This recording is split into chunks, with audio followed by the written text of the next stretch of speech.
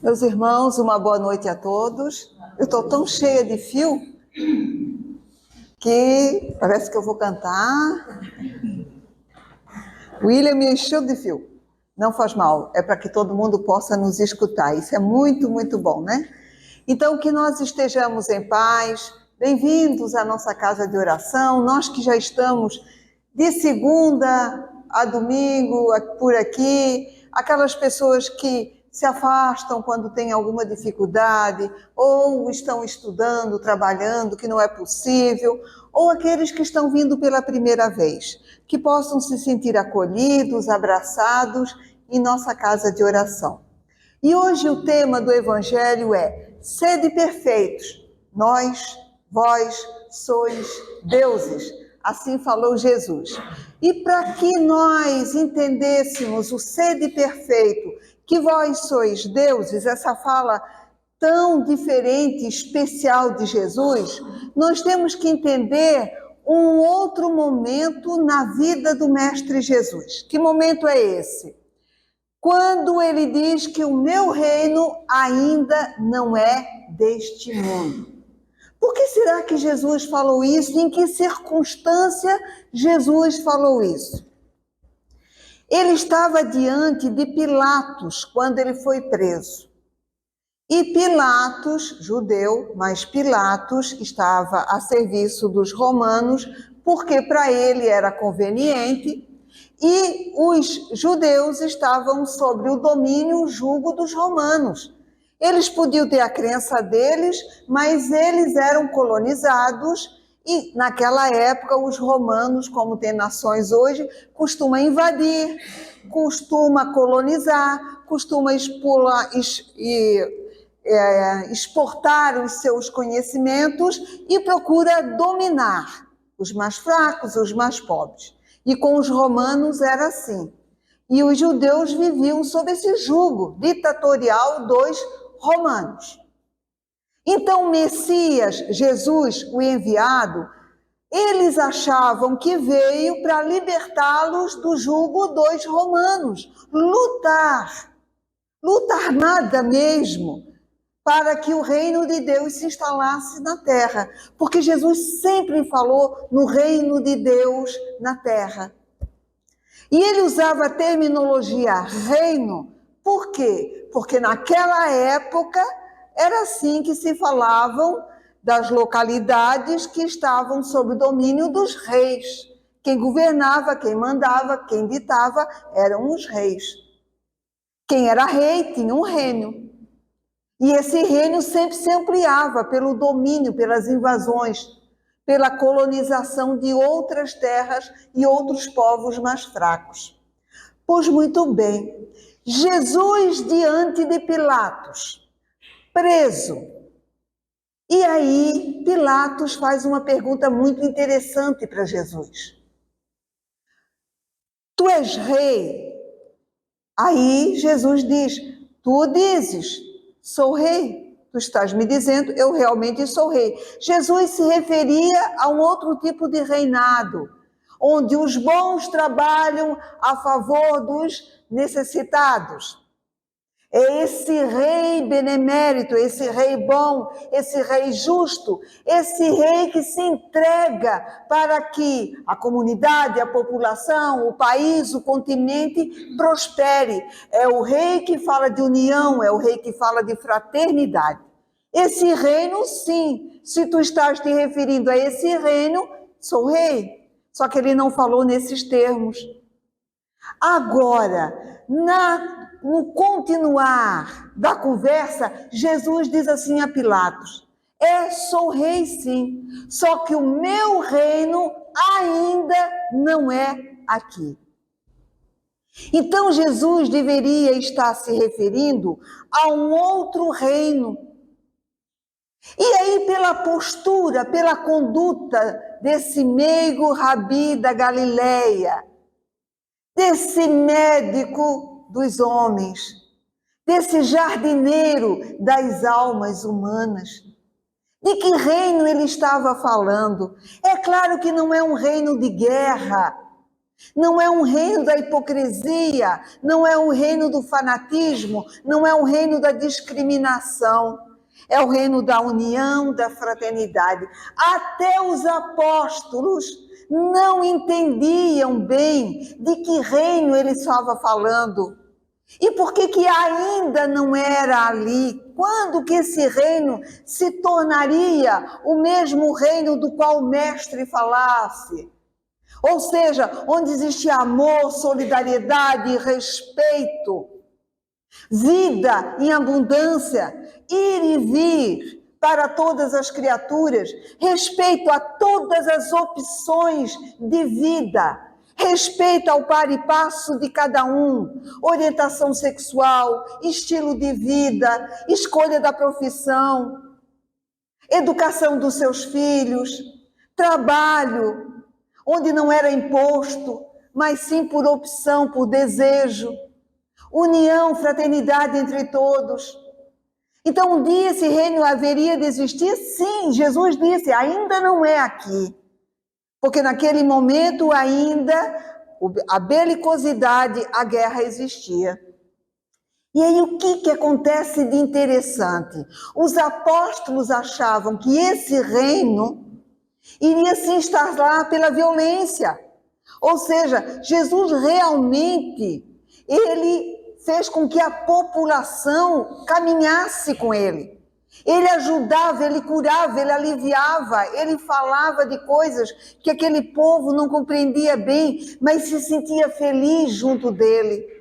E muitos achavam, como Judas, que Jesus viria para derrubar o poder dos romanos e fazer com que o povo judeu se libertasse, através da violência, da guerra. Só que não seria dessa forma. E teve um dia que um dos discípulos de Jesus, o Tiago, que era um discípulo muito ligado ainda aos ritos judeus, à leitura do Torá, ele chegou para Jesus e disse assim, mestre, tem uma coisa que não está certa. Jesus pacientemente olhou para ele. O que é, Tiago? Como é que tu vais implantar esse reino? Se contigo só andam leprosos, prostitutas, publicanos, gente de má vida, gente suja, que fede, gente que não tem poder, gente que não é nada diante da sociedade. Tu deverias ter outras pessoas que dariam, se fosse hoje dizer um up, né? Deverias ter sacerdotes, doutores da lei, pessoas de posses. Porque essas pessoas têm influência e aí tu poderias organizar o projeto da implantação desse reino. Jesus escutou e depois disse para ele, Tiago, o reino de Deus não vem com coisas exteriores, e sim com coisas interiores. Mas Tiago não se deixou vencer. Sabe o que ele fez? Convidou 3 conhecidos dele e levou para apresentar ao mestre. De novo, a calma, a tranquilidade de Jesus para ouvir. O primeiro que chegou, muito bem arrumado, Jesus logo viu que era gente de posses. Todos os 3. Aí ele disse assim, gosto muito do seu projeto, para Jesus. Gosto demais. Esse projeto realmente pode ter futuro. Eu tenho muito dinheiro e quero investir nesse projeto de implantação desse reino. E é claro que estava se subentendendo o que ele estava querendo dizer para libertar o povo judeu dos romanos. Então eu tenho muito dinheiro, tenho posses, posso investir e a gente pode organizar esse reino. Jesus ouviu pacientemente. Só não posso me mostrar. Eu vou dando dinheiro conforme for precisando para a organização desse reino, para que tu tomes posse devagar. Tu tens uma fala muito interessante, tu és manso, tu atrai as pessoas e com certeza nós vamos ter um projeto muito bom e eu vou enxertando dinheiro para que tu possas fazer com que esse reino prolifere. Jesus ouviu pacientemente. Veio o segundo. E o segundo disse assim: eu sou uma pessoa que trabalho há anos em construção. Tudo que em Jerusalém é grande, é bonito, menos o templo que eu não construí. Mas todo o resto fui eu que fiz. Sou rico, sou construtor e posso, depois que tu fundares, através do teu projeto, esse reino, sabe o que eu vou fazer? Construir todos os prédios, tudo que tu precisa. Que maravilha, né? Parece que a gente já ouviu isso por aqui, por agora, em algum tempo, né? Um ofereceu dinheiro para esse reino, não queria se mostrar, mas ia enxertar dinheiro. O outro queria construir. Não desce para outro, desce para ele. Que maravilha. Jesus ouviu. Aí veio o terceiro. Olha, eu sou jovem, tenho um vigor muito grande, sou uma pessoa assim, que quando assumo responsabilidade eu vou, tenho todo um apanhado e tenho todo um trato com a belicosidade, quer dizer, com a guerra. Eu estudo e trabalho, então, se precisar, tu vais contar comigo. Vou fornecer estratégia de combate, vou oferecer soldados para que a gente implante esse reino.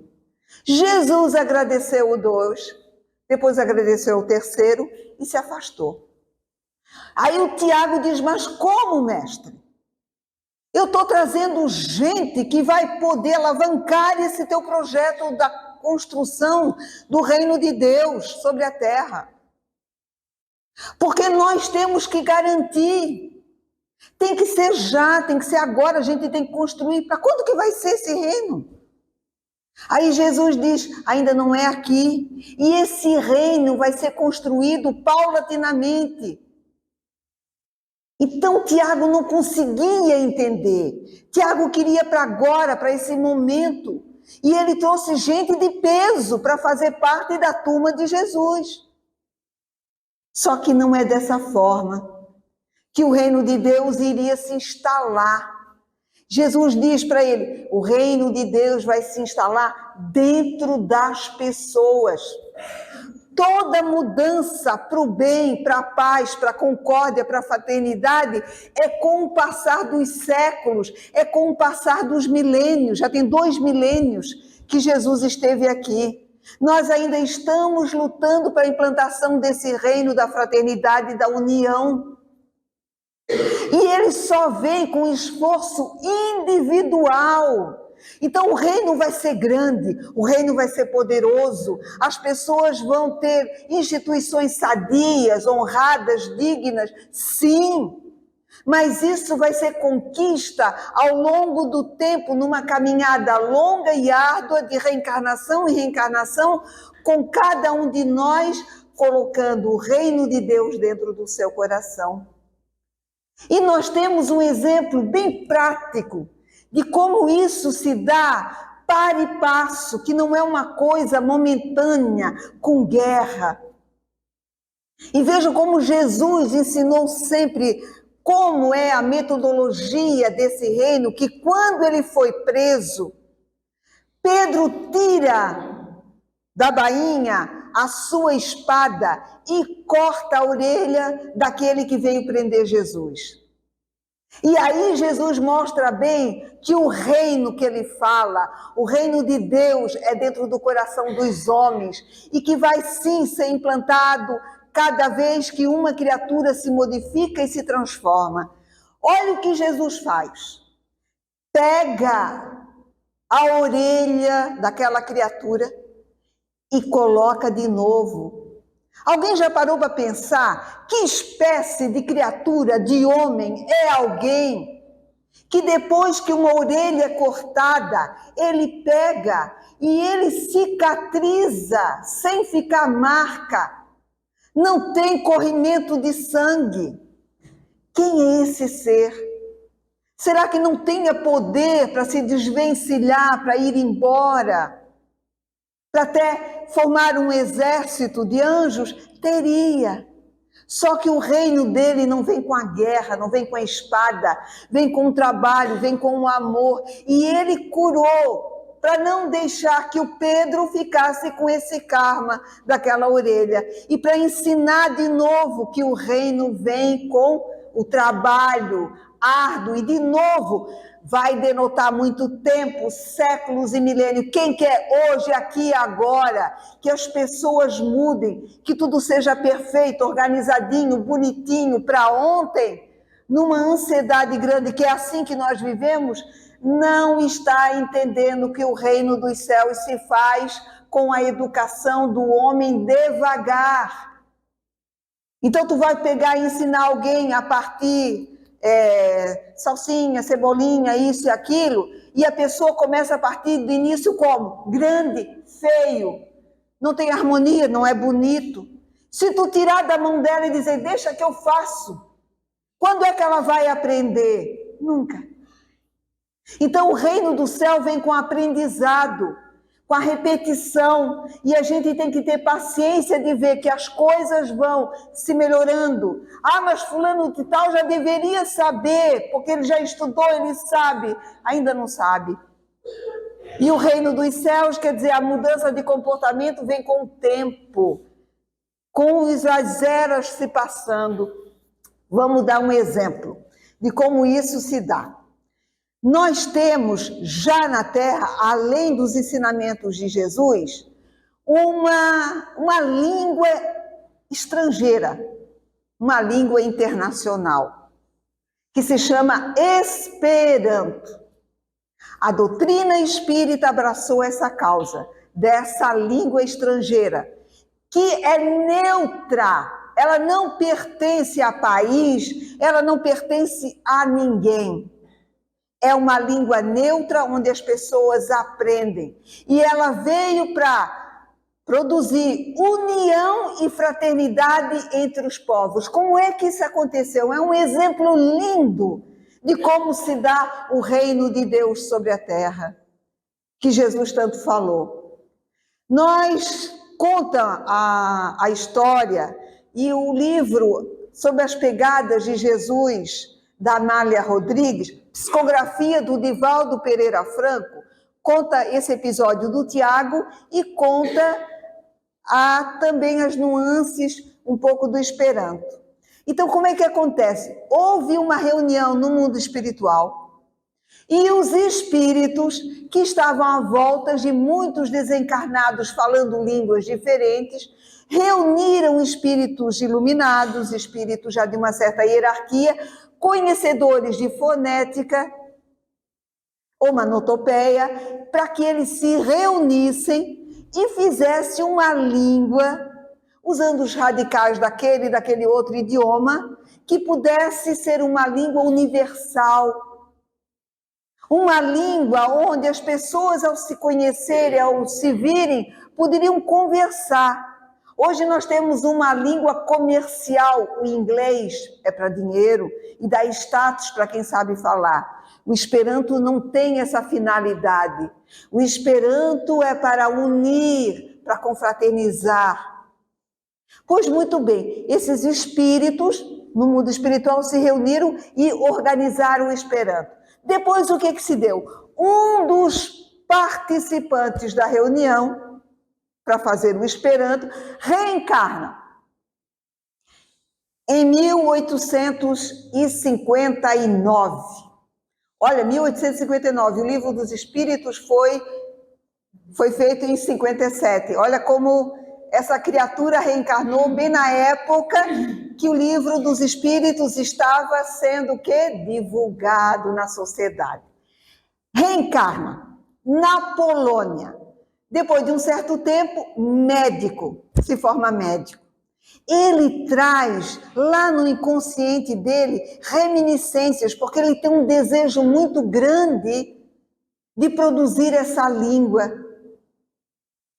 Lázaro Luiz, que está lá, ó, a fotozinha dele lá, ó, Zamenhof. Na Polônia, médico, com 28 anos já estava pronto o livro de divulgação dessa língua, o Esperanto. Vejam que com 28 anos, quanto tempo demorou com ele no mundo espiritual aprender essa língua lá, ajudar a produzir essa língua e depois reencarnar e trazer para a Terra? Muito tempo. Então o reino de Deus não se dá assim, com perfeccionismo, tudo pronto de uma hora para outra. Vai crescendo, os espíritos vão vindo, vão trazendo. Quem é que fala Esperanto hoje? Poucas pessoas. Mas, em 1940, Chico Xavier recebe uma mensagem de Emmanuel dizendo para um médium que estava lá com Chico Xavier, dizendo: vá divulgar o Esperanto. A doutrina espírita abraça essa causa. O Esperanto vai ficar na Terra. Esse conhecimento vai ficar na Terra para quê? Para que um dia, em vez do inglês, do francês, todos os povos, por livre e espontânea vontade, aprendam o Esperanto, e essa língua vai unir as pessoas, vai igualar, vai trazer fraternidade. E esse Esperanto, essa língua, ela tem uma bandeira. O que quer dizer Esperanto? Aquele que sabe esperar. Quem de nós sabe esperar? Para ver a pessoa crescer, florescer, aprender. Quem? Poucos de nós. Nós desaprendemos a conversar. Quem é que dialoga hoje? Quem é que escuta o outro que é de um partido diferente e gosta do outro presidente e do outro presidente e do outro senador? Quem é que consegue escutar? Não.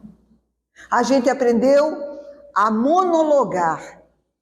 É a minha opinião, é o jeito que eu gosto, e eu não analiso nada, eu não pondero nada, eu não observo nada. Eu não deixo o outro crescer. Então, Esperanto quer dizer o quê? Esperança mesmo. E a esperança é o quê?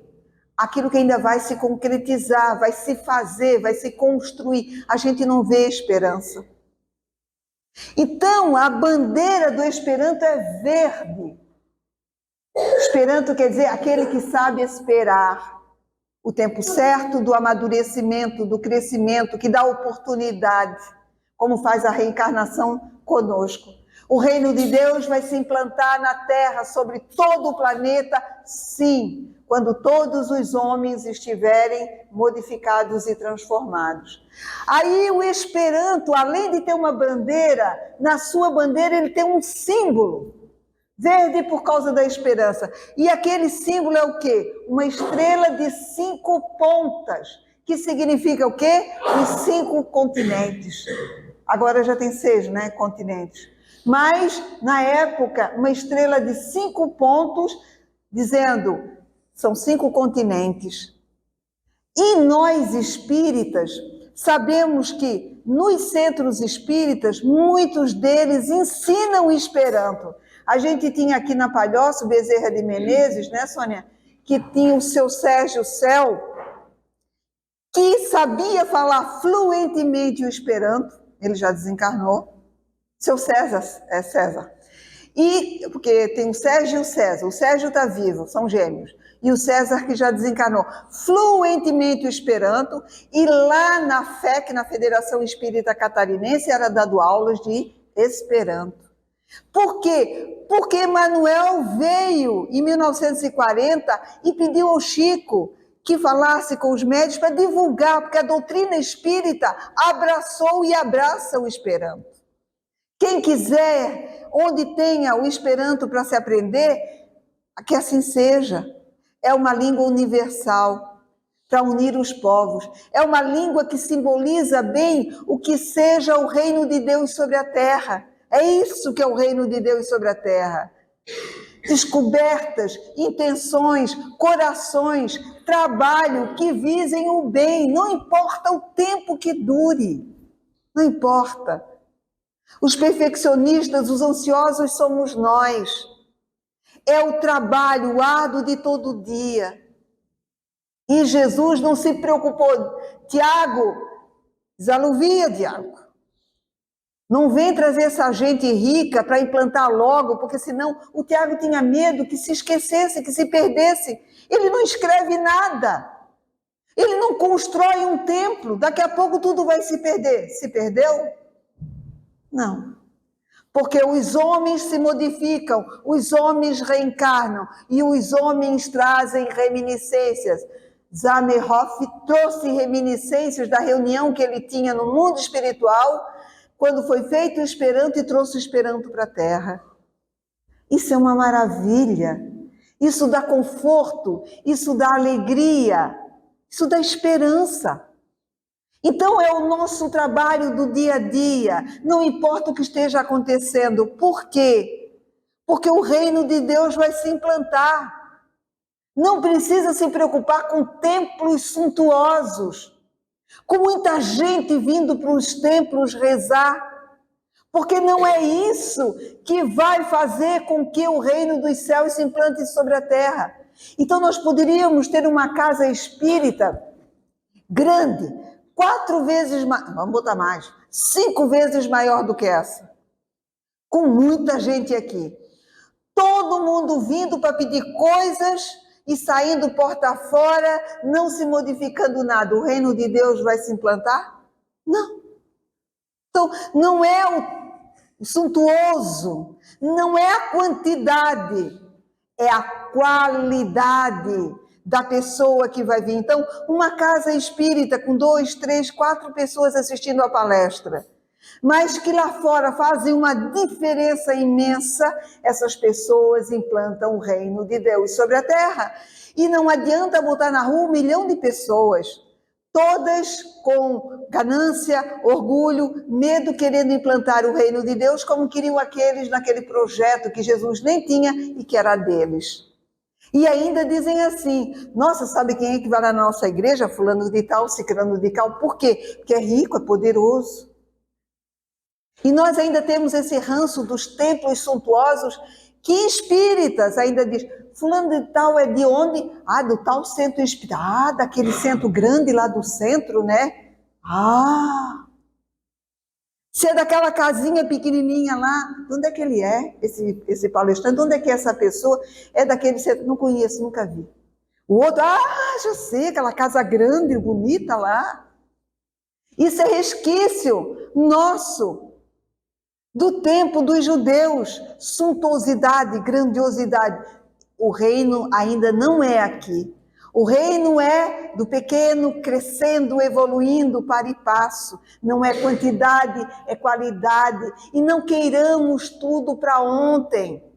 Vamos construir tendo paciência de esperar que o outro aprenda, que o outro faça, que o outro evolua, que o outro melhore. Não faça aquela cara de desdém porque ele não sabe ainda, ou já deveria saber.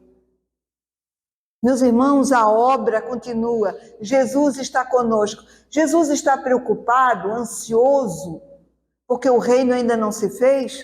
Nem pensar. Ele continua lutando, trabalhando e ajudando. Porque ele sabe que o futuro será a implantação do reino de Deus. Aonde? No coração dos homens.